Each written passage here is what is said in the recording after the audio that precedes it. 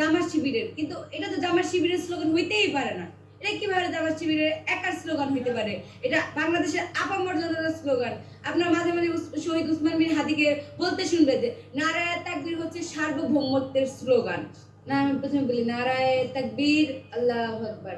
আচ্ছা বলুন, এটা কি কোনো দলের স্লোগান, কোনো মতের স্লোগান? আচ্ছা, নারায়ে তাকবীর আমি বলতে পারবো না, এটা কেমন কথা? আর আপনি যখন, আমি যখন নারায়ে তাকবীর বলি, এখন সেটা যখন আপনি আমার থেকে মাইক কেড়ে নেন এবং বিপরীতে ভুয়া ভুয়া স্লোগান দেন, এবং আপনি কি বললেন তার বিপরীতে নেগেটিভ কি দেওয়া বললেন, এটা জামাত শিবিরের স্লোগান। আচ্ছা, যদি নারায়ে তাকবীর জামাত শিবিরের স্লোগান হয়, এর মাধ্যমে কি আপনি তাদের ট্যাগিং করছেন না তাদের আরো ক্রেডিট দিচ্ছেন?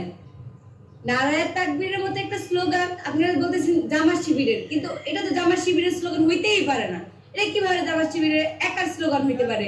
এটা বাংলাদেশের আপামর জনতার স্লোগান। আপনার মাঝে মাঝে শহীদ উসমান বিন হাদিকে বলতে শুনবে যে নারায়ে তাকবীর হচ্ছে সার্বভৌমত্বের স্লোগান। নারায়ে তাকবীর হচ্ছে যখন সীমান্তে শকুনেরা আমাদের সীমান্তের মধ্যে আইসা ঝামেলা করে, তখন কৃষক মানে শ্রমিক যে যেখানে আছে তারা সবার আগে নারায়ে তাকবীর বলে নিজের জীবনের তোয়াক্কা না করে কিন্তু সীমান্তে ঝাঁপায় পড়ে। তাদের কোনো লাভ নাই, লাভ একটাই, বাংলাদেশের সার্বভৌমত্ব। নারায়ে তাকবীর স্লোগান আপনারা সহ্য করতে পারতেছেন না কেন? নারায়ে তাকবীর স্লোগান কি আপনারা ওন করেন না? আল্লাহর মহত্ব কি যে কেউ বলতে পারে না? এটা কিভাবে আপনারা বলতে পারেন একটা নির্দিষ্ট দলের স্লোগান? আমি ঠিক এই জায়গাটা আমার হচ্ছে আমি দ্বিমত, তীব্র নিন্দা জানে।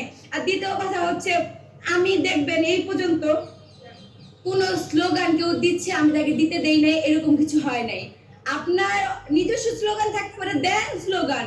যদি শান্তা কারো স্লোগান আটকায় থাকে, বলেন যে শান্তা তার বাক স্বাধীনতা নষ্ট করছে, তার স্লোগান নষ্ট করছে, তার কোন অনুভূতিতে কষ্ট দিচ্ছে, তার ধর্মীয় অনুভূতি বলেন, সাংস্কৃতিক অনুভূতি, যে কোনো রাজনৈতিক সেই অনুভূতি আঘাত দিচ্ছে, না আমি কিচ্ছু করি নাই, আমি বলছি নারায়ে তাকবীর, আল্লাহু আকবার। আমি বারবার বল আপনি আমার থেকে মাইক কেড়ে নিছেন, মুখ চাপা দিয়ে ধরবেন, কোনো সমস্যা নাই, স্লোগান একটাই, নারায়ে তাকবীর, আল্লাহু আকবার। তো দেখেন নাই কারা কারা মাইক কেড়ে নিছে? আমার বলতে হবে, এই স্বাধীন সার্বভৌম বাংলাদেশে এখন এটা আমার বলতে হবে। জুলাই পরবর্তী সময় এটা আবার নতুন করে বলতে হবে, বাংলাদেশের মানুষ দেখতেছে না, দেখে নাই, ভিডিও ফুটেজ নাই, কে কারা কিভাবে আমার থেকে মাইকটা কেড়ে নিল দেখেন নাই, এবং বিপরীতে ভুয়া ভুয়া স্লোগান কারা দিছে আপনারা দেখেন নাই। আমি কেন বলবো? এখন বলবেন আপনারা আমার পাশে দাঁড়াবেন। আমি কেন বলবো যে কে আমার মাইক কেড়ে নিছে? আমি নারায়ে তাকবীর বলছি, আল্লাহু আকবার বলছি, আপনারা নারায়ে তাকবীর বলেন, আল্লাহু আকবার।